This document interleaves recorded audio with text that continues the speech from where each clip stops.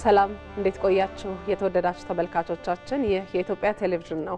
የአጀንዳ ጉዳያችንን ጨምሮ በተለያዩ ዘገባዎች ቆይታ የምናደርግበት ዜና ኢትዮጵያ ሁለተኛው ምዕራፍ ተመልሷል።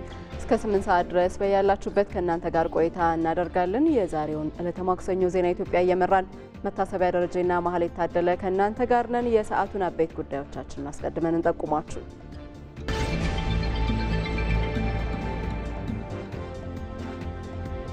የኢፌዴሪ ፕሬዝዳንት ታዬ አጽቀሥላሴ የአፍሪካ ድምጽ ጉልህ እንዲሆን የጸጥታው ምክር ቤት እንዲሻሻል ጠየቁ።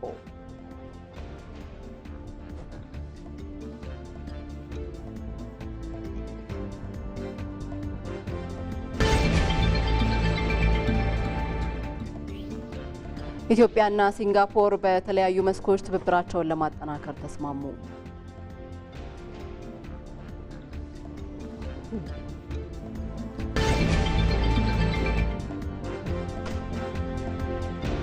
የማክሮ ኢኮኖሚ ማሻሻያው ኢትዮጵያ በወጪ ንግድ ላይ በሁሉም መስክ በዓለም ገበያ እንድትሳተፍና የቡና ዘርፍም እንዲነቃቃ ያደረገ መሆኑን ምክትል ጠቅላይ ሚኒስትር ተመስገን ጥሩነህ ገለጹ።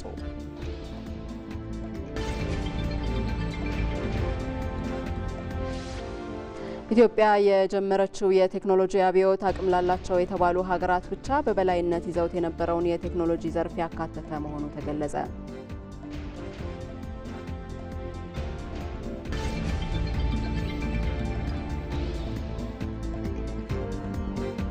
በስፖርት ዘገባችን የአውሮፓ ቻምፒዮንስ ሊግ የአምስተኛ ዙር ጨዋታዎች ዛሬ ምሽት መካሄድ ይጀምራሉ።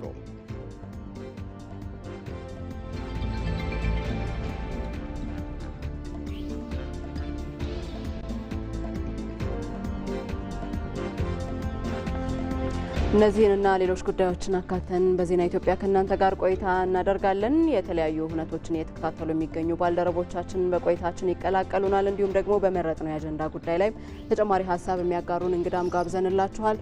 ሞላ አለማየሁን በድጋሚ እናገኘዋለን። አነስተኛ ማሳ ያላቸው የሆልቲካልቸር አምራች አርሶ አደሮች የልምድ ልውውጥ መድረክ እየተካሄደ ነው የሚገኘው። ይህንኑ ጉዳይ ተጨማሪ መረጃዎችን ያጋራናል።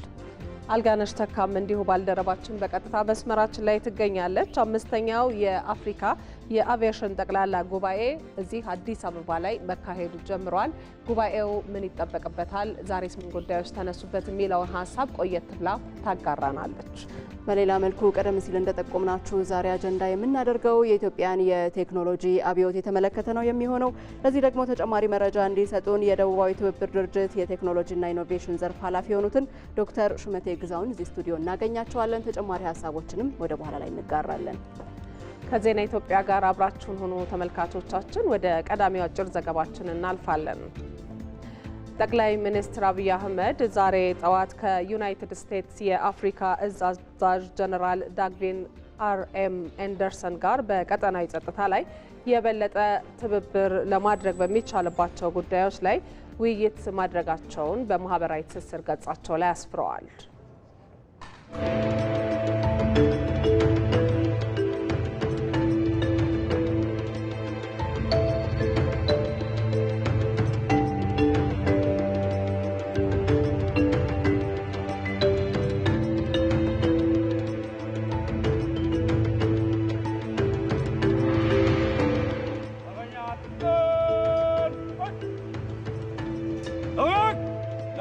ሲንጋፖር ጠቅላይ ሚኒስትር በህብረት ሰላም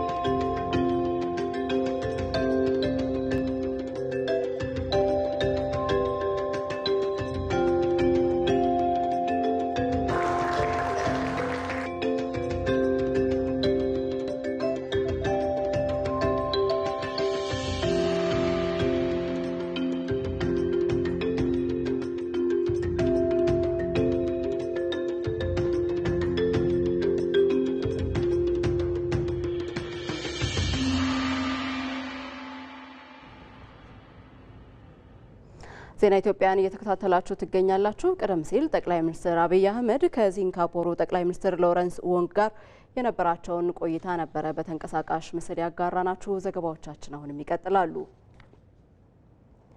የኢፌዴሪ ፕሬዝዳንት ታዬ አጽቀሥላሴ የአፍሪካ ድምጽ እንዲጎላ የጸጥታው ምክር ቤት እንዲሻሻል ጠየቁ። የተባበሩት መንግስታት ድርጅት ዋና ጸሐፊ አንቶኒዮ ጉተሬዝም አፍሪካ ቋሚ መቀመጫ ያለማግኘቷ ኢፍትሐዊነት መቀረፍ እንዳለበት ተናግረዋል። መሐመድ አልቃድር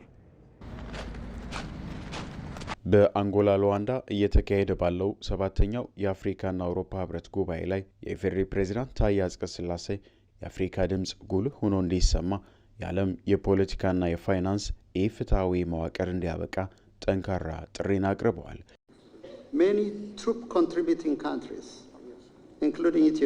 ኢትዮጵያን ጨምሮ በርካታ ሀገራት ሽብርተኝነትን እንዲሁም ጽንፈኝነትን ለመዋጋት ከፍተኛ ዋጋ ከፍለዋል። የአውሮፓ ህብረት አፍሪካ ሽብርተኝነትን ለመዋጋት የምታደርገውን ጥረት ስለሚደግፍ እናመሰግናለን። ስትራቴጂያዊና ወሳኝ የውሃ አካል በሆነው የኤደን ባህረ ሰላጤና ባብ አልማንዴብ ላይ ሽብርተኝነት ስጋቱን ጥሏል። ይህንን ወጥ በሆነ መንገድ መከላከል ይገባል። የፋይናንስ አቅርቦት ደግሞ ለዚህ አስፈላጊውና ወሳኙ ነው። የህብረቶቹ የ2030 የትብብር ግቦች ስኬት፣ ሰላምና ደህንነት ቁልፍ መሆናቸውን ያመላከቱት ፕሬዝዳንት ታዬ ኢትዮጵያ ለዚህ ትልቅ ዋጋ መክፈሏን አስታውሰዋል። በተለይም በሱዳን ያለው አስከፊ ጦርነትን በተመለከተ መቋጫ ሊበጅለት እንደሚገባና በአፍሪካ ህብረትና በኢጋድ እንዲሁም በሱዳናውያን በሚመነጭ መፍትሄ ሱዳን ሰላሟ እንዲመለስላት አሳስበዋል።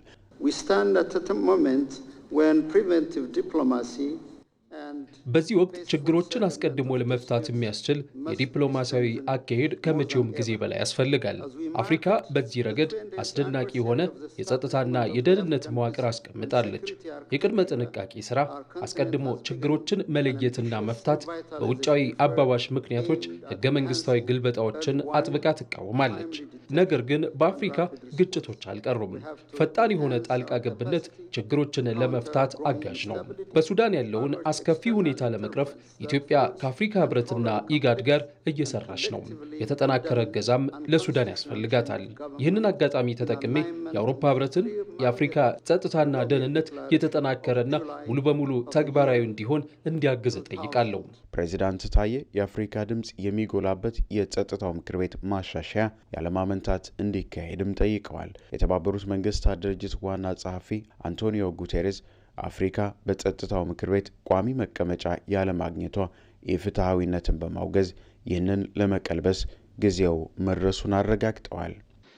The partnership between the AU and the EU, two multilateral organizations, ዓለማችን አሁን እጅግ በፈጠነው መንገድ ላይ ናት። የሁለቱ አህጉሮች ብዝሃ ትብብር ለዓለም አዲስ ማዕከላዊ ትብብር ምሰሶ የመሆን አቅም አለው። ዓለም አሁን በተለያየ ምድቦች የመከፈል አደጋ ተጋርጦባታል። እናም በፋይናንስ ስርዓት ማሻሻያ፣ የአየር ንብረትና ሰላም ላይ የህብረቶች ትብብር ወሳኝ ነው። አሁን ያለው ዓለም አቀፍ የፋይናንስ መዋቅር ፍትሐዊም ሆነ ውጤታማ አይደለም። የአፍሪካን ዕዳ ማቆም፣ የአበዳሪነት አቅምን በ3 እጥፍ ማሳደግና የአፍሪካ ሀገራት በዓለም አቀፍ ተቋማት ውስጥ የተሻለ ተሳትፎና ተጽዕኖ እንዲኖራቸው መደረግ አለበት። አፍሪካ በጸጥታው ምክር ቤት ውክልና ያስፈልጋታል። 7ኛው የአፍሪካ ህብረት እንዲሁም የአውሮፓ ህብረት የመሪዎች ጉባኤ በዚህ በአንጎላ ሉዋንዳ እየተከናወነ ነው የሚገኘው። በዚህ ጉባኤ ላይ የተሳተፉ የሚገኙት የኢፌዴሪ ፕሬዝዳንት ታዬ አጽቀሥላሴ እውነተኛ የሆነ የብዝሃ ትብብር በዚች በዓለማችን ላይ ያስፈልጋል። ለዛም ደግሞ ሀገራት በተለይም የአፍሪካ ህብረትና የአውሮፓ ህብረት እያሳዩት ያለው ነገር ለሌሎች አህጉሮች እንዲሁም ለሌሎች ሀገራት ተሞክሮ ሊሆን የሚችል ነው ሲሉ አንስተውበታል። አፍሪካ እውነተኛ የሆነ በተባበሩት መንግስታት የጸጥታው ምክር ቤት ውስጥ ትክክለኛና የሚገባትን መቀመጫ ማግኘት አለባትም ሲሉ በተደጋጋሚ ኢትዮጵያ እያነሳች ያለችውን የአፍሪካን የውክልና ጥያቄም በዚህ ጉባኤ ላይ አንስተዋል። ከዛም ባሻገር ከዚህ ጉባኤ ጎን ለጎን ከተለያዩ ሀገራት መሪዎች ጋር የሁለትዮሽ ግንኙነቶችን የሁለትዮሽ ምክክሮችንም አድርገዋል። እንግዲህ ይህ ጉባኤ ውጤታማ የሆነ ብዝሃ ትብብር ለሰላምና ለብልጽግና ለሁለቱ አህጉሮች ብልጽግና በሚል ነው እየተከናወነ የሚገኘው። የተለያዩ ሀሳቦችም በሰላም ዙሪያ፣ በብልጽግና ዙሪያ እንዲሁም የአረንጓዴ ልማትና ዲጂታላይዜሽን ላይ ትኩረት አድርገው እየተነሱ ነው የሚገኙት። ሁለቱም እንግዲህ አህጉሮች የተሻለን ብልጽግና ለማግኘት እየሰሩ ስለመሆናቸውም በዚህ ጉባኤ ላይ ተገልጿል። መሐመድ አልቃር ነኝ ከአንጎላ ሉዋንዳ።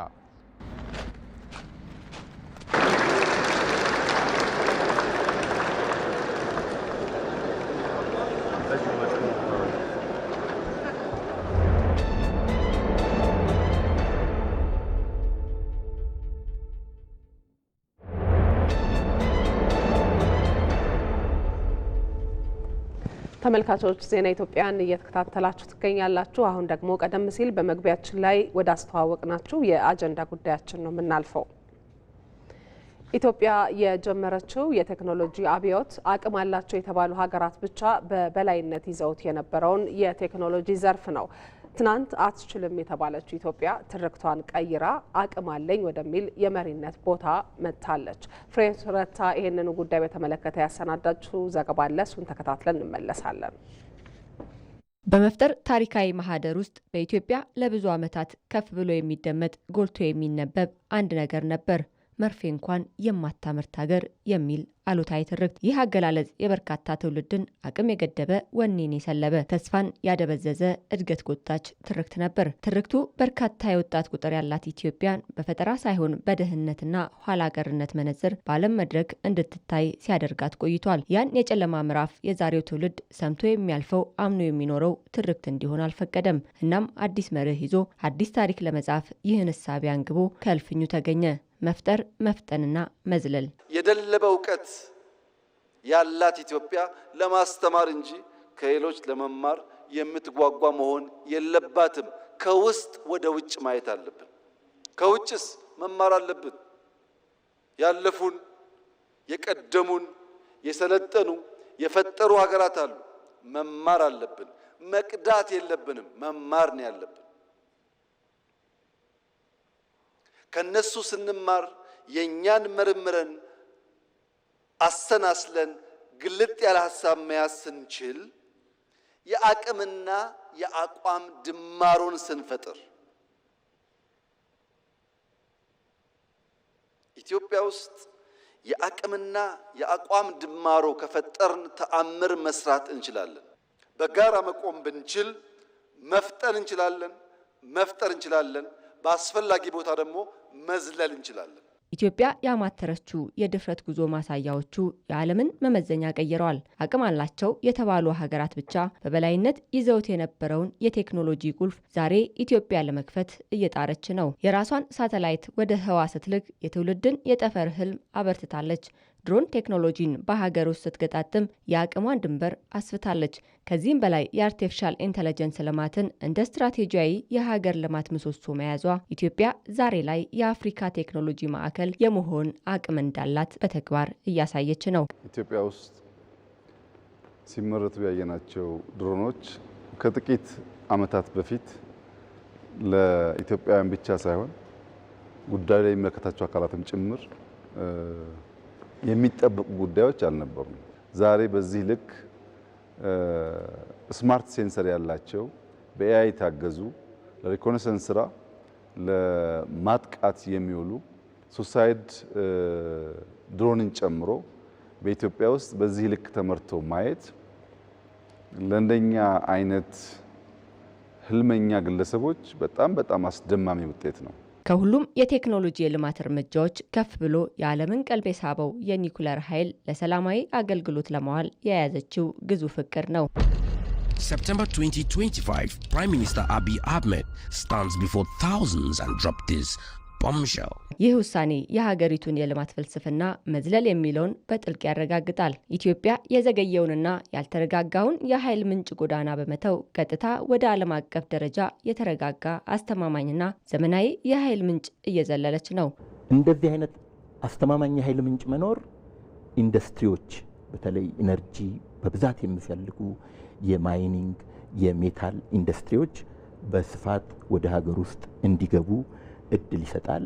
ይህ የኃይል አብዮት የብልጽግናን ሸክም የሚሸከም የማይናወጥ የጀርባ አጥንት ነው። የኒውክሌር ኃይልና አርቲፊሻል ኢንተለጀንስን የመሰሉ ሜጋ ፕሮጀክቶችን መያዝ የኢትዮጵያን ብልጽግና የሚያረጋግጥ የዘመን መለወጫ ነው። እነዚህ ቴክኖሎጂዎች የኃይል አቅርቦትን ማረጋጋት ብቻ ሳይሆን በሺዎች የሚቆጠሩ ኢትዮጵያውያን ወጣቶች በፊዚክስ በኢንጂነሪንግና በኮምፒውተር ሳይንስ እንዲሰለጥኑ ያስገድዳሉ።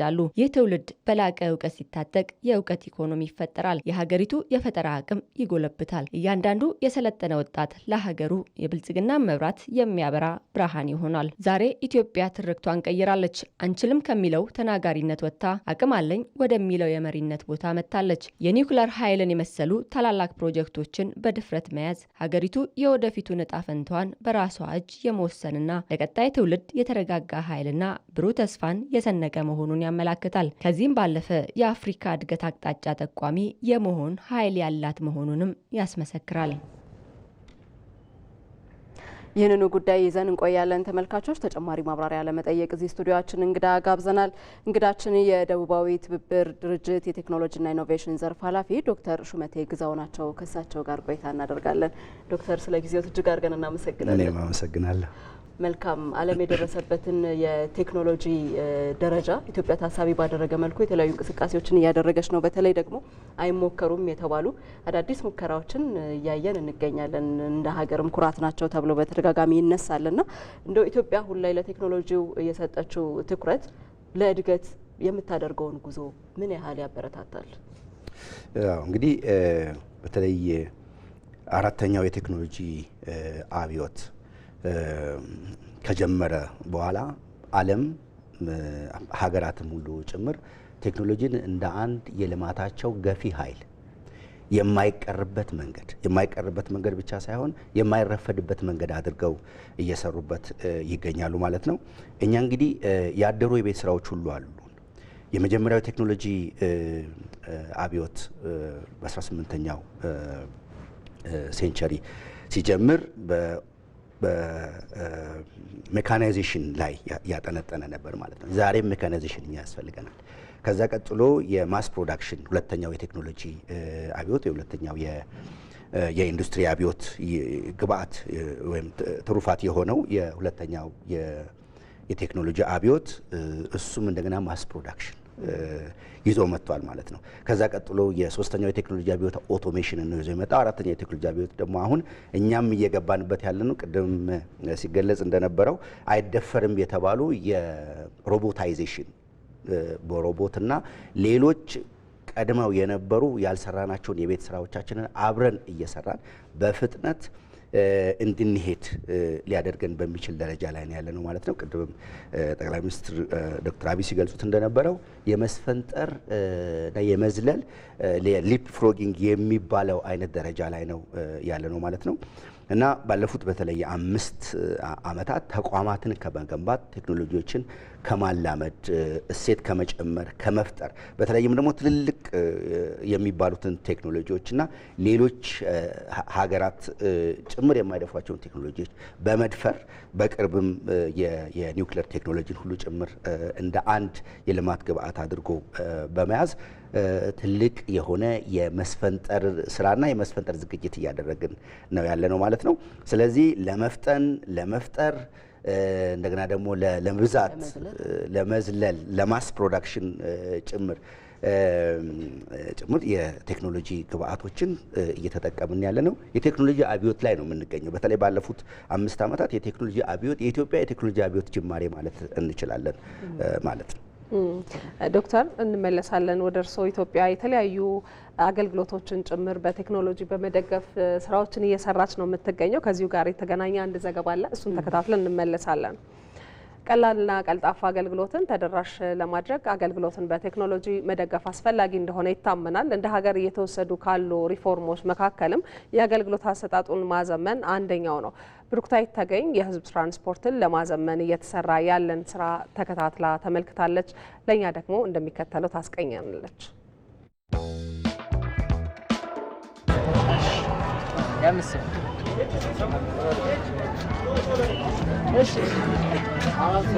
ከቦሌ ወደ ሜክሲኮ ጉዞ ለማድረግ የመረጥኩት የክፍያ አማራጭ የካሽ ወይም ደግሞ የጥሬ ገንዘብ ክፍያ ነበረ። ነገር ግን በቬሎሲቲ የትራንስፖርት አገልግሎት መስጫ ባስ ውስጥ ግን ከካሽ ወይም ደግሞ ከጥሬ ገንዘብ ክፍያ አማራጭ ውጪ የዲጂታል አገልግሎት ይሰጣሉ። ይህም የካርድ አገልግሎት ነው። ሰው ጥሬ ገንዘብ መያዝ ሳያስፈልገው በካርድ አገልግሎቱ ማግኘት ይችላል። እኔም ይህንን አገልግሎት ማግኘት ስለምፈልግ የአገልግሎት መስጫ ተቋማቸው ጋር እሄዳለሁ። ባሱ ግን ወደ ሜክሲኮ ጉዞውን ያደርጋል። አገልግሎት ሳገኝ ደግሞ ለእናንተ ለተመልካቾችም ደግሞ ይህን የካርድ አገልግሎት እንዴት ነው ሰዎች ማግኘት የሚችሉት፣ እንዴትስ ደግሞ ገዝተው መጠቀምስ ይችላሉ የሚለውን አሳያችኋለሁ። አብራችሁን ቆዩ።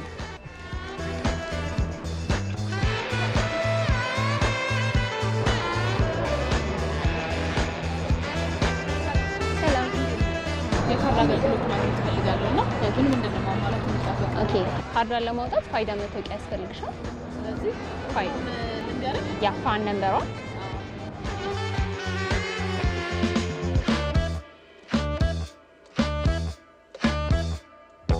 የካርዱን አግኝቻለሁኝ እንደምትመለከቱት እጄ ላይ።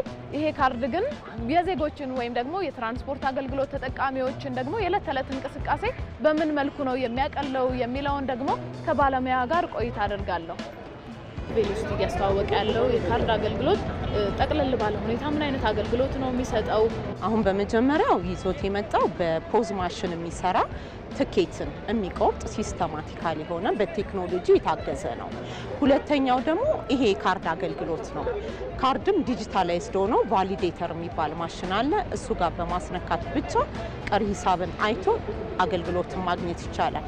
ሶስተኛው ደግሞ አሁን የመጣው በስማርትፎን በመጠቀም በቴሌብር መክፈል የሚቻል አገልግሎት ነው። እነዚህን ሶስት የክፍያ አማራጮች ይዞ በአዲስ መልክ ቬሎሲቲ መጥቷል ማለት ነው። አስቀድመን ገንዘባችን በካርድ ውስጥ በማስገባት የወራዊ የትራንስፖርት ወጪያችን ራሱ ሸፍነን እንደ ሴቪንግ እንጠቀምበታለን። ምክንያቱም ገንዘብ እጅ ላይ ካለ በቀላሉ ሊጠፋ፣ ትራንስፖርት አጥቶ መቸገር ሊኖር ስለሚችል በዛ አግባብ የሚታይበት ሁኔታም አለ። ከዛ ውጪ በሆነ መንገድ ደግሞ ስናስበው አሁን 200 ብር ይዘሽ 100 ብር ይዘሽ 50 ይዘሽ ዝርዝር ሀምጣ ህንካ ሰጣ ገባ ነገሮች አሉ። አሁን ካርድ ከያዝሽ ግን በራስሽ ካርዱን እያሳየሽ ሴንሰር እያደረግሽ መሄድ ስለሆነ አገልግሎቱን በጣም ቀልጣፋ ያደርገዋል። ከአገልግሎት ሰጪዎቹ ጋር ያለውን ክፍተት እንዴት ይሞላዋል? አሁን ብዙ ጊዜ የባስ አጠቃቀም ስናይ ወረፋ የሚያበዛው ትኬት ለመቁረጥ የሚሰጠው ሳንቲም የሚመለሰው እዛ ጋር ያለው ታይም ነው። ይሄ ካርድ ግን እዚህ ጋር ትኬት የምትወስጅበት ታይም ሉዝ አይሆንም። የገንዘብ የሳንቲም መልስ የምትወስጅበት ነገር ሉዝ አይሆንም ማለት ነው። ይህንንም አላስፈላጊ ጊዜን ማባከንን ይቆጥባል። በተጨማሪ ደግሞ ይሄ የገንዘብ ዝውውሮችን ያስቀራል። በዛሬ ቆይታችን እንደ ሀገር የተያዘውን የዲጂታል ኢትዮጵያ 2025 እውን ለማድረግ በትራንስፖርት ዘርፉ ላይ እየተሰሩ ያሉ ስራዎችን ተመልክተናል። አብራችሁን ስለቆያችሁ እጅግ አድርገን እናመሰግናለን።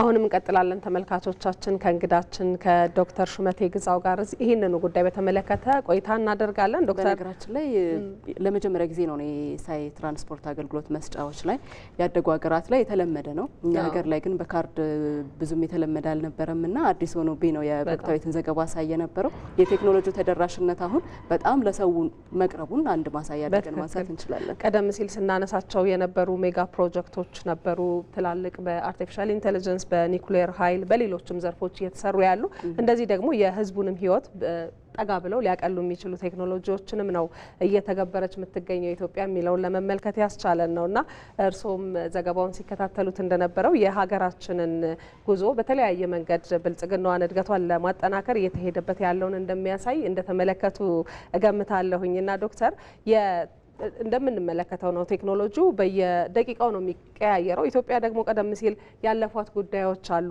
እነሱን ለማካካስ በሚመስል ሁኔታ አሁን በፍጥነት በመፍጠር እየተሰራ ያለውና ይሄንን ፍጥነት እንዴት ይመለከቱታል? ከነበረው ወደ ኋላ ከመቅረታችን ጋር እያነጻጸሩ? ኦኬ፣ አመሰግናለሁ። እንግዲህ ቅድም ስናነሳ እንደነበረው ጠቅላይ ሚኒስትር ዶክተር አብይም ሲሉት ብዙ ጊዜ በተደጋጋሚ ሲሉት እንደነበረው መፍጠን ችላ የማንለው ጉዳይ እንደሆነ ነው። ምክንያቱም የምንፈጥነው ያልሰራናቸው በጣም በርካታ የቤት ስራዎች ስላሉ እኛ ቴክኖሎጂ ተከታይ ሆነን ስለቆየን በአግባቡም እንኳን ሳንከተል ስለቆየን፣ አሁን ግን ቴክኖሎጂ በአግባቡ እየተመራ ስለሆነና ኢትዮጵያ በቴክኖሎጂ አብዮት ላይ ስለሆነች የተለያዩ ማዕቀፎችን አውጥታ ለምሳሌ አስቻይ ሁኔታዎች የምንላቸው የዲጂታል ኢትዮጵያ 2025 አሁን ደግሞ የዲጂታል ኢትዮጵያ 2030 በዝግጅት ላይ እንዳለ ይታወቃል። ስለዚህ እነዚህን አገልግሎት የማግኛ መንገዶችን በቴክኖሎጂ ካልደገፍናቸው ቅድም እንደገለጽኩት ትልቅ ሕዝብ ነን፣ ትልቅ ሀገር ነን። ማስ ፕሮዳክሽን ያስፈልገናል። ጥራት ያለው ፕሮዳክሽንና ሰርቪስ ያስፈልገናል። ማሲፊኬሽን ያስፈልገናል በሁሉም መንገድ ማለት ነውና ስለዚህ በብዛት በጥራትና በፍጥነት መሄድ የምንችለው ቴክኖሎጂን ስንጠቀም ነው። አገልግሎት አሰጣጥ ላይ ቅድም ያየነው የትራንስፖርት አሁን ዘርፉን ቴክኖሎጂውን እየተቀላቀለና የቴክኖሎጂ ግብዓቶችን እየተጠቀመ ያለ ዘርፍ ነው። ከዛ በፊት የነበሩ አሉ። በኦንላይን የምናገኛቸው የኢ-ገቨርንመንት የሚባሉ አገልግሎቶች አሉ። ኢትዮጵያ ቀደም ተብለው የተጀመሩ አሁን ግን በጣም የተጠናከሩ መሶብ የአንድ ማዕከል አገልግሎት ለምሳሌ በፌዴራል በአዲስ አበባ በክልሎች ደረጃ ያለ የኢ-ታክስ ኢትሬድ እና የላንድ አድሚኒስትሬሽን ከላንድ ሰርቲፊኬሽን ጋር ተያይዞ አጠቃላይ አሁንም እስካሁንም ድረስ እንኳን ችግሮች ቢኖሩበትም እንኳን ቴክኖሎጂን አለመጠቀም አንችልም።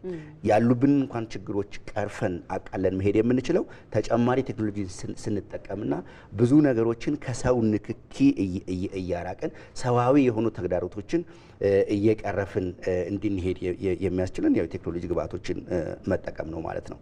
ስለዚህ እንደዚህ አይነት አገልግሎቶች ተጠናክረው ነው መቀጠል ያለባቸው። ምክንያቱም ብዙ ሕዝብ አለን እኛ በገጠር የሩራል አርበን ዲቫይድ የሚባለው በቴክኖሎጂ አንዱ ቻሌንጅ የሚሆነው ከርቀት ጋር ተያይዞ ከመሰረተ ልማት ጋር ተያይዞ ያሉብን ቻሌንጆች እንዳሉ ሆነው በዚህ ፍጥነት ከሄድን ግን የሞባይል ፔኔትሬሽን ወይ ሌሎችም ደግሞ የኢኖቬሽን ኢንዴክስ የምንላቸው ተደራሽነትን እያሰፋን አብዛኛውን የማህበረሰባችን ክፍል እየደረስን መሄድ እንችላለን ማለት ነው። በቅርብ ጊዜ ዋይፖ የወርልድ ኢንቴሌክቹዋል ፕሮፐርቲ ኦርጋናይዜሽን ያወጣው አንድ በ2025 መጨረሻ አካባቢ ላይ ያወጣው አንድ ሪፖርት ላይ ኢትዮጵያ ያው ቅድም እንዳልኩት በብዙ መንገድ ወደ ኋላ ነን። ያልሰራናቸው በጣም የቤት ስራዎች አሉ። ትልቅ አገር ነን፣ ትልቅ ህዝብ ነን። ሌላ የኢኮኖሚ ምንጮች ወይም ደግሞ የልማት ምንጮች አሉን ብለን ቴክኖሎጂን ችላ ማለት አንችልም። ሌሎችም እንኳን የእድገት የኢኮኖሚ ምንጮቻችን በቴክኖሎጂ ነው መፍጠን ያለባቸውና እዛ ከወጣው ሪፖርት አንዱ ኢትዮጵያ በጣም መሻሻል አሳይታለች እና ብዙ ርቀት እየሄደች ነው ብላ ያወጣው የቴክኖሎጂና የኖሌጅ አውትፑት እነሱ ባስቀመጡት መሰረት የኢንፍራስትራክቸር ዴቨሎፕመንትና የሰው ኃይል ልማት ላይ በቴክኖሎጂ እንዲሁም ደግሞ የተቋማት ኢንስቲትዩሽንስ ቅድም ስንገልጻቸው የነበሩ ተቋማት አሁን በቅርቡ በሀገር ደረጃ የተጀመረው የኒውክሌር ቴክኖሎጂ ተቋም አርቲፊሻል ኢንተለጀንስ የሳይበር ቴክኖሎጂዎችን የሚያሳልጡ እንደ ኢንሳ ሌሎችም በሌሎች ሚኒስቴር መስሪያ ቤቶች ጭምር የሚሰሩ በጣም በርካታ የልማት የቴክኖሎጂ ልማት ስራዎች አሉና እዛ ላይ ኢትዮጵያ በእነዚህ ጥሩ አዝማሚያ ላይ ናት፣ ጥሩ ሄዳለች ብሎ በቅርብ የወጣ ሪፖርት አለና ዓለምም እያወቀው ያለ እኛም እየተጠቀምንበት ወደ ኋላ መቅረታችንን በቁጭት ወደፊት እንድንራመድና እንድንፈነጠር በሚያደርገን ደረጃ ላይ አለን ማለት ነው። አሁን የተጀመሩት ነገሮች ቅድም እንዳልኩት ጅምሮች ናቸው። ብዙ ህዝብ ነው ያለን፣ ገና ያረካ ህዝብ ነው ያለን። አገልግሎቶቻችን ሰው ህዝብን ማርካት አለባቸው፣ ዜጎችን ማርካት አለባቸው። ዜጎች መርካት ይፈልጋሉ። ዜጎችን ስናረካ ደግሞ ሰዋዊ በሆነውና በተለመደው መንገድ ሄደን አገልግሎትን እየሰጠን ምርታማ እየሆንን ምርትን እያሳደግን መሄድ አንችልም። ስለዚህ የቴክኖሎጂን እሴቶች እየጨመር ቴክኖሎጂን እንደ ዋና ገፊ ኃይል ድራይቪንግ ፎርስ ኢንጂን አድርገን በመጠቀም ምርትን ማሳደግ እንችላለን። የአገልግሎት አሰጣጣችንን ማሳደግ እንችላለን። በሰፊው መስራትና ማስኬድ እንችላለን። ስለዚህ መፍጠን እንዲሁም ደግሞ መዝለል የሚለው እሳቤ በብዛት የሚታይበት ዘርፍ ነው ማለት እንችላለን። አሁን ያለነው መፍጠር፣ መዝለል በትክክል የሚታይበት ደረጃ ላይ ነው ያለነው ማለት ነው።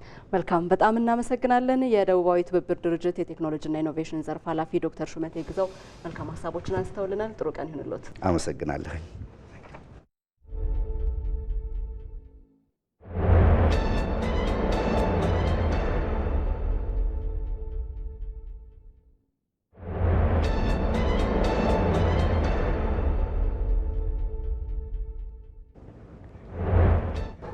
ዜና ኢትዮጵያ እንደቀጠለ ነው ተመልካቾቻችን። ወደ ሌሎች ዘገባዎቻችን ደግሞ እናልፋለን።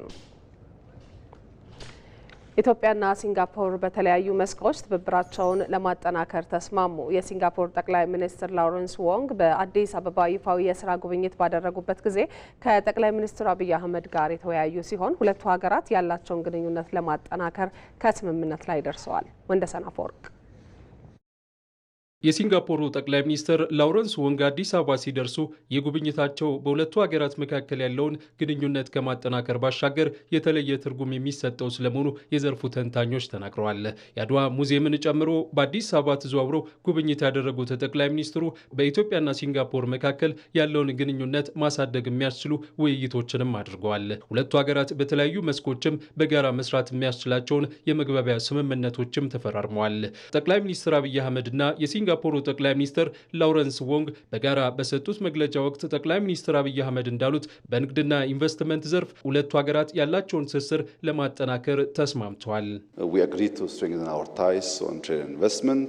በንግድና ኢንቨስትመንት ላይ ያለንን ትስስር ለማጠናከር ተስማምተናል። በሎጂስቲክስ፣ ማኒፋክቸሪንግ ዘርፍ፣ በአቪዬሽንና ቱሪዝም ዘርፎች የሲንጋፖር ባለሀብቶችን እንጋብዛለን። በኢንዱስትሪ ፓርኮች፣ በአግሮ ኢንዱስትሪ መስክ፣ በከተሞች እንዲሁም በማዕድን ዘርፍ ከዚህ በተጨማሪም ሳቢ መዳረሻዎችና የመስህብ ስፍራዎች ያሉ እድሎችን እንዲመለከቱ እንጋብዛለን። የሲንጋፖር ዜጎች መጥተው ኢትዮጵያን እንዲጎበኙም እንዲሁም በሎጂስቲክስ ዘርፍ ኢትዮጵያ ከሲንጋፖር ልምድ መቅሰም ከምትሻባቸው ቁልፍ ሴክተሮች አንዱ ነው። በዚህ መስክ ሰፊ አቅም እንዳላችሁ ተመልክተናል። በዘመናዊ ትራንስፖርትና ሎጂስቲክስ፣ በዲጂታል መሰረተ ልማት ዘርፎች ከእናንተ ጋር በትብብር መስራት እንፈልጋለን። ኢትዮጵያ ከሲንጋፖር ጋር ያላትን ግንኙነት ለማጠናከር ቁርጠኛ መሆኗን የተናገሩት ጠቅላይ ሚኒስትር አብይ አህመድ ይህ ትብብር በአፍሪካና እስያ መካከል ድልድይ መሆን የሚችል ነውም ብለውታል። ኢትዮጵያ is committed, Mr. Prime Minister, to a practical and futuristic partnership. ኢትዮጵያም ከሲንጋፖር ጋር ያላትን ትብብር ለማጠናከር ቁርጠኛ ናት። ከሲንጋፖር የምንቀስማቸው ልምዶች እንዳሉ እኛም ለዚህ ትብብር የምናበረክተው እንዳለን እናምናለን። በጋራ ሆነን በአፍሪካና እስያ መካከል ለዘላቂ ልማትና የጋራ ብልጽግና ጠንካራ ድልድይ መገንባት እንችላለን። በአፍሪካና እስያ መካከል የደቡብ ትብብር ማዕቀፍ አለ። እንደዚህ አይነት ጠንካራ ወዳጅነትና የሁለትዮሽ ግንኙነቶች ግን ያንን ጥረት ተጨባጭ ውጤት እውን ለማድረግ ያግዛሉ። የኢትዮጵያና ሲንጋፖር ወዳጅነት በእኩልነት ላይ የተመሰረተ ነው ያሉት የሲንጋፖሩ ጠቅላይ ሚኒስትር ላውረንስ ወንግ በተለያዩ መስኮች ያለንን ትብብር ለማጠናከር የሚያስችሉ ምክክሮችን አድርገናል። We see Ethiopia as an ancient civilization with a long and proud history, a diverse people. ኢትዮጵያን ጥንታዊ ስልጣኔ ያላት ረጅምና ኩሪ ታሪክ፣ ብዝሃነት ያለባትና አስደናቂ አቅም ያላት አድርገን ነው የምንመለከታት። ይህ በእኩልነት ላይ የተመሰረተ ወዳጅነት ሁሉንም አሸናፊ ለሚያደርግ ወዳጅነት በጋራ በቅርበት የምንሰራበት ነው። ግንኙነታችንን እንደዚህ ነው የምንመለከተው። የጠቅላይ ሚኒስትሩ የሲንጋፖር ጉብኝት ለሁለትዮሽ ግንኙነታችን ማደግ ትልቅ ሚናን ተጫውቷል። ዛሬ ያንን ነው ያስቀጠልነው። በተፈራረምናቸው ሁለት የመግባቢያ ስምምነቶች በክህሎት ልማት ላይ ትብብራችንን እናጠናክራለን እና በካርበን ብድር ሁለቱም ሀገራት በአየር ንብረት ለውጥ ላይ የያዙትን እቅድ እንዲያሳኩ ትብብራችንን እናጠናክራለን። ኢትዮጵያ ኮፕ 32ን የምታስተናግድ በመሆኗ ይህ ጊዜውን የዋጀ ነው። ሲንጋፖር ሙሉ በሙሉ ይህንን ትደግፋለች። ንግድ፣ ኢንቨስትመንትና ዲጂታል ትራንስፎርሜሽንን ጨምሮ የተለያዩ የትብብር መስኮች ላይ ተወያይተናል። የሁለቱ ሀገራት ግንኙነት የደቡብ እስያና አፍሪካን የንግድና ኢንቨስትመንት ልውውጥ ያጠናክረዋል ያሉት ጠቅላይ ሚኒስትር ላውረንስ ወንግ ሀገራቸው በአዲስ አበባ ኤምባሲዋን ለመክፈት መወሰኗ ከአፍሪካ ጋር ያላትን ግንኙነት እንደሚያጠናክር በማመን መሆኑንም ገልጸዋል። Essentially, both Prime Minister Abiy and I agree that there is much more that Ethiopia and Singapore can do together. ጠቅላይ ሚኒስትር አብይ አህመድና እኔ ሁለቱ ሀገራት በጋራ ብዙ መስራት እንደሚችሉ ተስማምተናል። የሁለትዮሽ ግንኙነታችንን ማሳደግ የምንችልበት እድል አለ። ከዚህ ባለፈ ሁለቱን አካባቢዎች ማገናኘት የምንችልባቸው በርካታ እድሎችም አሉ። ሲንጋፖርና ኢትዮጵያ በደቡብ እስያና አፍሪካ መካከል የንግድና ኢንቨስትመንት ልውውጥ እንዲኖር ማድረግ ይችላሉ። በዚህ መንፈስ ነው ሲንጋፖር በአዲስ አበባ ኤምባሲ ለመክፈት የወሰነችው። ይህ በምስራቅ አፍሪካ የመጀመሪያው በአፍሪካ ደግሞ ሶስተኛው ኤምባሲያችን ይሆናል። ይህ ከኢትዮጵያ ጋር ላለን ወዳጅነት ቁርጠኛ ለመሆናችንና በኢትዮጵያ ስትራቴጂያዊ ጠቃሚነትና አቅም ለማመናችን ተጨባጭ ማሳያ ነው። ኤምባሲው ሲንጋፖር በጠቅላላ ከአፍሪካ ጋር ያላትን ትስስር ለማጠናከር ያግዛል። ምክንያቱም በአዲስ አበባ መኖሩ ከአፍሪካ ሕብረት ጋር ይበልጥ ለመስራት፣ አፍሪካን ይበልጥ ለመረዳትና አዳዲስ የትብብር መስኮችን ለመለየት ያግዘናል። የሲንጋፖሩ ጠቅላይ ሚኒስትር ሎረንስ ወንግ የሀገር ግንባታ ዓለማትን ማገናኘት በሚል ርዕስ በተሰናዳው ወግ ላይ የሲንጋፖርን የልማት ጉዞ ልምዶችንም አካፍለዋል።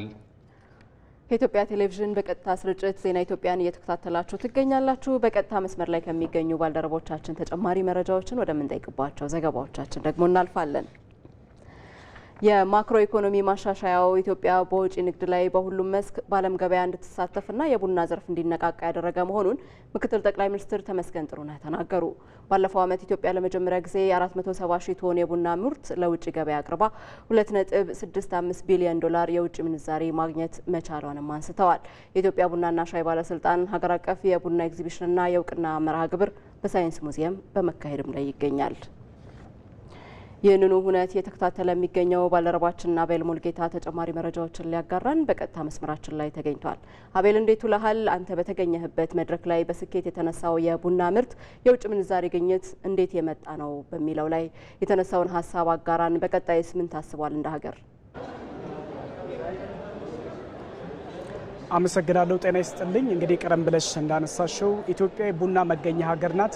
ልዩ ጣዕም ተፈጥሯዊና እንዲሁም ጥራት ያለው ቡና ደግሞ በኢትዮጵያ በተለያዩ አካባቢዎች ውስጥ ይመረታል። ይህ ቡና ደግሞ እንደ ሀገር በዘንድሮ ዓመት ባለፈው ዓመት 2017 ማለት ነው 2.65 ቢሊዮን ዶላር ለሀገር የውጭ ምንዛሪ ማስገኘት የቻለ ትልቅ ዘርፍ ነው። እንግዲህ ይሄ ሊሆን የቻለው በርካታ ስራዎች በተለይም ደግሞ በግብርናው ክፍለ ኢኮኖሚ ላይ የተሰሩ ስራዎች ተጨባጭ ውጤት ማሳያ መሆኑ እንደዚሁ ተነስቷል። በተለይ የማክሮ ኢኮኖሚና እንዲሁም ሀገር በቀል ኢኮኖሚ ማሻሻያዎች መደረጋቸው ደግሞ ዘርፉ ላይ ትልቅ ለውጥ እንዲመጣ ያስቻለ መሆኑ ተገልጿል። ከዚህ በፊት በኢትዮጵያ ታሪክ ውስጥ በዚህን ያህል የውጭ ምንዛሪ የተገኘበት ዘርፍ አልነበረም። በእርግጥ ኢትዮጵያ ውስጥ ቡና እንግዲህ ለብዙ ዘመናት የኖረ ምርት ነው።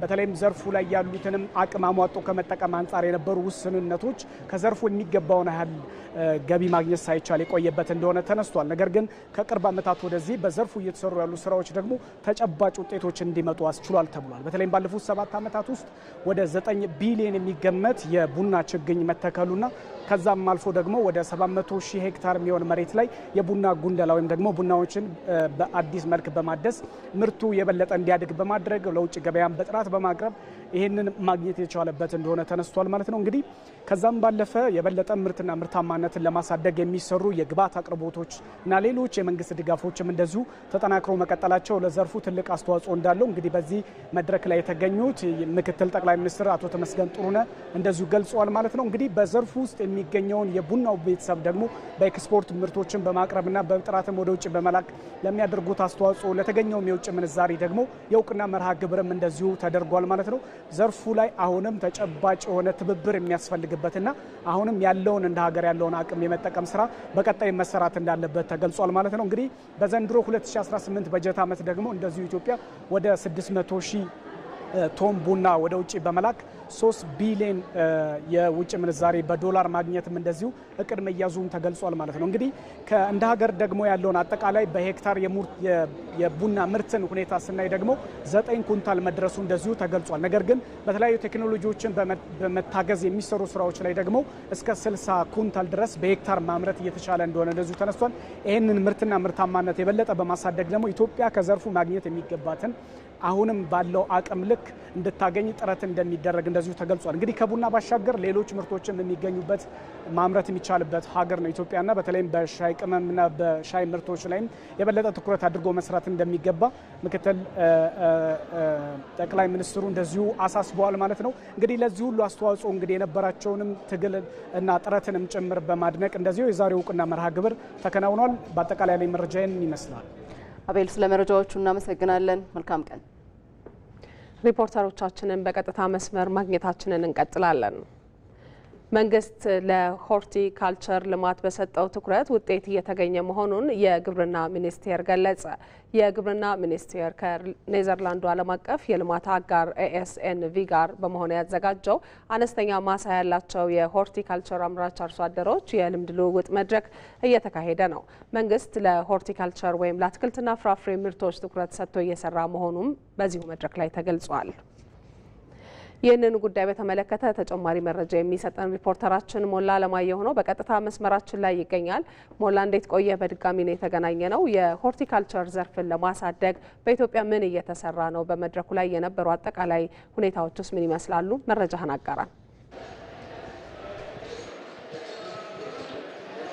መልካም ማህሌት፣ እንግዲህ በዚህ በአዲስ አበባ እየተካሄደ የሚገኘው የሆርቲካልቸር በተለይም በአነስተኛ ማሳ ላይ እያመረቱ የሚገኙ አርሶ አደሮች የስኬት ተሞክሮ ነው እየቀረበ የሚገኝበት መድረክ የግብርና ሚኒስቴር ከኔዘርላንዱ ዓለም አቀፍ የልማት ተራድኦ ኤስኤንቪ ጋር በመተባበር የተዘጋጀ ነው። እንግዲህ በግብርናው ዘርፍ ውስጥ በመንግስት ትኩረት ከተሰጣቸው ዘርፎች አንዱ የሆርቲካልቸር ዘርፍ ነው። አትክልትና ፍራፍሬ ምርቶች እንዲሁም አበባን ይጨምራል። ይህ ዘርፍ በመንግስት በተሰጠው ትኩረት ውጤታማ እየሆነ መምጣቱ ተገልጿል። እንግዲህ ለአብነት የ2017ን በወጪ ንግድ ብንመለከት ከዚህ ዘርፍ ማለት ነው 565 ሚሊዮን ዶላር ከሆርቲካልቸር ተገኝቷል። ይህንን ደግሞ ቁጥሩን ለማሳደግ በዘንድሮ ዓመት ወደ 700 ሚሊዮን በላይ እቅድ ተይዟል። ይህንንም ለማሳካት እንግዲህ መንግስት የሆርቲካልቸር ስትራቴጂ ነድፎ ወደ ተግባር ተገብቷል። በዚህም ዓለም አቀፍ የልማት ተራድኦ ድርጅቶች፣ መንግስታዊ ያልሆኑ የግል ሴክተሮች እንዲሁም መንግስት ለዘርፉ የተለያዩ ስራዎችን እየተሰራም እንደሚገኝ የተገለጸው። የተገለጸው ደግሞ የግብርና ሚኒስትር የሚኒስትር ዴታው ከፍተኛ አማካሪ የሆኑት ፕሮፌሰር አሊ መሐመድ ናቸው። መንግስት ስትራቴጂውን ከመቅረጽ ባሻገር ልማት አጋሮች በዚህ ዘርፍ ትኩረት ሰጥተው እንዲሰሩና በልማት ኢንተርቬንሽን እንዲሰሩ በማድረጉ ውጤታማ እየሆነ መምጣቱ ተገልጿል። በዚህ ዘርፍ እንግዲህ የኔዘርላንዱ ኤስኤንቪ ከ2016 እንደ አውሮፓውያን አቆጣጠር ጀምሮ በኢትዮጵያ በግብርናው ዘርፍ በተለይም በሆርቲካልቸር ዘርፍ ላይ የተለያዩ ስራዎችን እየሰራ መሆኑ ተመላክቷል። የኢትዮጵያ ኤስኤንቪ ዳይሬክተር ሚስ ጁሊያ ግራም እንዳሉት ከሆነ ከ2016 ጀምሮ የተለያዩ ስራዎች ተሰርተዋል። በዚህም ከ6 ሚሊዮን ዩሮ በላይ ለግብርና ኢንቨስትመንት መዋሉና ከዚህ ውስጥ ከ2 ሚሊዮን ዩሮ በላይ ለአነስተኛ አርሶ አደሮች በብድር መልክ መሰጠቱን ገልጸዋል። እንግዲህ ኤስኤንቪ የልማት ተራድኦ ድርጅት በተለይም ደግሞ አነስተኛ ሆርቲካልቸር አምራቾችን በመደገፍ በተለይም የቴክኖሎጂ ውጤቶችን በማቅረብ የተሻሉ የምርት ዝርያዎችን በማቅረብ እንዲሁም ከሲንቄ ባንክ፣ ጸደይ ባንክ፣ ደደቢት ማይክሮ ፋይናንስና ሌሎችም ጋር በመስራት አርሶ አደሩ ያለበትን የፋይናንስ ችግር በመቅረፍ በተለይም በብድር መልክ እንዲያገኙና የተሻሉ ዝርያዎችን ገዝተው በመትከል ውጤታማ እንዲሆኑ እያገዘ መሆኑ ተመላክቷል። የኤስኤንቪ ፕሮጀክት በተለይም ደግሞ የፊልድ ስኩል ወይም ደግሞ የአርሶ አደሮች የማሳ ትምህርት ቤት ውጤታማ በመሆኑ በኢትዮጵያ መንግስት ታምኖበት እና ውጤታማነቱ ተረጋግጦ በግብርናው ኤክስቴንሽን ፕሮግራም እንዲካተት መደረጉም እንደ ትልቅ ስኬት ተነስቷል። በዛሬና ነገ በሚካሄደው በዚህ ፕሮግራም በተለይም በዚህ ፕሮግራም አማካኝነት ውጤታማ የሆኑ የተለያዩ የአትክልትና ፍራፍሬ እንዲሁም የአበባ አምራች አርሶ አደሮች ተሞክሯቸውን ልውውጥ የሚያደርጉበት መድረክ መሆኑ ተመላክተዋል። ለአሁን ያለ መረጃ ይህን ይመስላል። እናመሰግናለን ሞላ፣ መልካም ቀን። በቀጥታ መስመር ላይ ከሚገኙ ባልደረቦቻችን አሁንም ተጨማሪ መረጃዎችን መጠየቃችንን እንቀጥላለን። አምስተኛው የአፍሪካ አቪዬሽን ጠቅላላ ጉባኤ መካሄድ ጀመረ። ጉባኤው የአፍሪካን የአቪዬሽን ኢንዱስትሪ ምቹ፣ ተወዳዳሪና ተመራጭ ለማድረግ ያለመ ነው። የትራንስፖርትና ሎጂስቲክስ ሚኒስትር ዴኤታ ደንጌ ቦሩ የአቪዬሽን ኢንዱስትሪው በኢኮኖሚው ላይ የሚያበረክተው ድርሻ የላቀ በመሆኑ የሰው ኃይል ልማት ላይ በትኩረት ሊሰራ ይገባል ብለዋል። ይህንኑ መድረክ የተከታተለች የምትገኘው ባልደረባችን አልጋነሽ ተካ ተጨማሪ መረጃዎችን ልታጋራን በቀጥታ መስመራችን ላይ ተገኝታለች። አልጋነሽ እንዴት ውለሻል? በድጋሚ ተገናኝተናል በዜና ኢትዮጵያ። በጠቅላላ ጉባኤው ላይ የሚጠበቁ ሁነቶች ወይም ደግሞ ጉዳዮች ምንድን ናቸው? እስካሁንስ ባለው ሂደት ምን ሀሳቦች ተነሱ? መልካም አምስተኛው የአፍሪካ አቪዬሽን ጠቅላላ ጉባኤ ዛሬ በአዲስ አበባ መካሄድ ጀምሯል። በዋናነት በዚህ መድረክ ላይ የሚመከረው የአፍሪካ አቪዬሽን ኢንዱስትሪ በዓለም አቀፍ ደረጃ ብቁ ተወዳዳሪና ተመራጭ እንዲሆን ያለመ ነው። በዚህ ላይ ከተለያዩ የአፍሪካ ሀገራት ከዘርፉ የተወከሉ የተለያዩ ባለሙያዎች እንዲሁ ውይይት ሲያደርጉ ነበረ። እንደሚታወቀው የአፍሪካ አቪዬሽን ኢንዱስትሪ የተለያዩ ተግዳሮቶች እንዳሉበት በተደጋጋሚ ይነሳል። በተለይ ደግሞ ከአቪዬሽን ኢንዱስትሪ መሰረተ ልማቶች ጋር ተያይዞ እንዲሁም ደግሞ ከባለሙያ እጥረትም ተነስቶ የተለያዩ ችግሮች እንዳሉበት ይነሳል። እንደሚታወቀው ወደ ኢትዮጵያ ወደ ሀገራችን የአቪዬሽን ኢንዱስትሪን ስናመጣው ኢትዮጵያ ወይም ደግሞ የኢትዮጵያ መንግስት ለዚህ ዘርፍ ከፍተኛ ትኩረት እንደሰጠው ይታወቃል። እንደሚታወቀው የኢትዮጵያ አየር መንገድ በአፍሪካ ደረጃ በተለያዩ ጊዜያቶች ተመራጭ የኢትዮጵያ አየር መንገድ እንደሆነ ይታወቃል። በተለያዩ ዓለም አቀፍ መድረኮችም በተለያዩ መድረኮች እንዲሁ እውቅና ሲያገኝ እንደነበር ይታወቃል።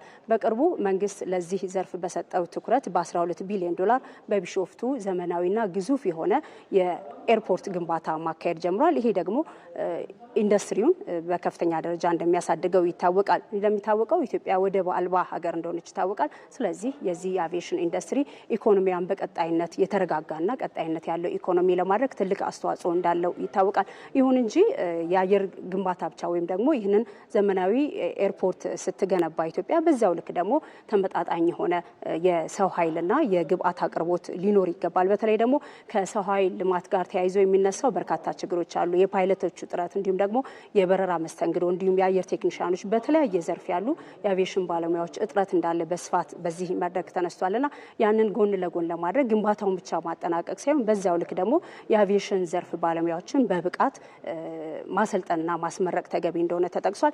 በዋናነት እንደሚታወቀው የኢትዮጵያ አቪዬሽን ዩኒቨርሲቲ የተለያዩ ባለሙያዎችን እያሰለጠነ ለዘርፉ ሲያበረክት ቆይቷል። በተለይ ደግሞ ላለፉት 69 ዓመታት በርካታ በዘርፉ የሰለጠኑ ወደ 25 ሺህ የሚደርሱ የአቪዬሽን ባለሙያዎችን አስመርቆ ለዚህ ዘርፍ አበርክቷል። ከዚህ ጎን ለጎን በዋናነት በዚህ መድረክ የተነሳው ነገር ምንድነው? የግል ባለሀብቶችም እንዲሁ በዘርፉ ኢንቨስት ማድረግ አለባቸው። ምክንያቱም የኤርፖርቱን ገንብቶ ብቻ ማስቀመጥ አይደለም። በርካታ በአመት ከዚህ በፊት የነበረውን በርካታ ተስተናጋጆችን ለማስተናገድ ታሳቢ ተደርጓል። ስለዚህ የግል ባለሀብቶችም የራሳቸውን አስተዋጽኦ ማድረግ አለባቸው ነው የተባለው። ዛሬ በአዲስ አበባ የተጀመረው አምስተኛው የአፍሪካ አቪዬሽን ጠቅላላ ጉባኤ ነገም ቀጥሎ የሚካሄድ መሆናል። ያለኝ መረጃ ይሄው ነው። አመሰግናለሁ መታሰቢያ። እኛም እናመሰግናለን አልጋነሽ። መልካም ቀን።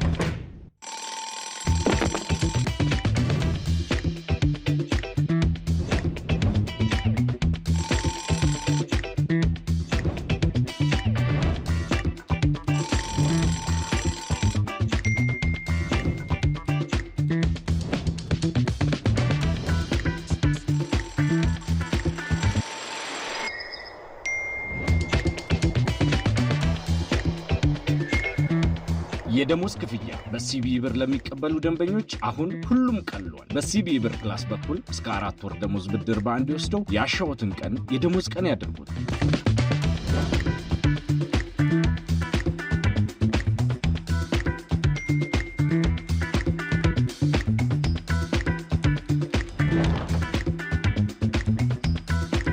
የኢትዮጵያ ንግድ ባንክ ሁሌም የሚተማመኑበት ባንክ። ወደ ሀገር የሚገባውን ወደ ሀገር ያስገባው የህዝብ ትግል።